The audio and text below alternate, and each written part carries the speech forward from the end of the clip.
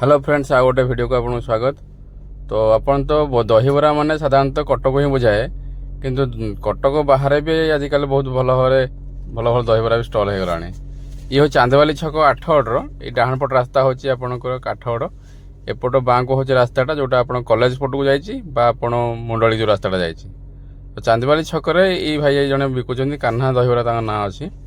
तो बहुत थर आसिक वीडियो को चेष्टा करी कि हो पारे कहीं डेरी के आसुँच। तो आज जाइए 8टा पर आसतु ये खाइबे आउ टेस्ट क्वांटिटी क्वालिटी 10 रु 10 आउ पैसा भी केबे भी अपन लॉस हेनी। आउ दही पानी भल दौरान भाई व्यवहार बहुत भल प्लेट नौ 40 टका कटक आप हाफ पाइबे 50 टका फुल पाइबे 60 टका किंतु एठी नौ भाई 40 टकर किंतु जदि गोटे प्लेट खाइबे अपन पेट पूरा फुल हो। तो आसे थोड़ा ट्राए करंतु आउ निहाती कमेंट रे मतामत देबे जे आपन केमती लागला। आज ट्राए करंतु। आ भाई दुकान भी बहुत पुराना दुकान आ कॉलेज समय तो बहुत भिड़ है। आज टिके फांका था तेणु मत सुविधा है टे वीडियो करने।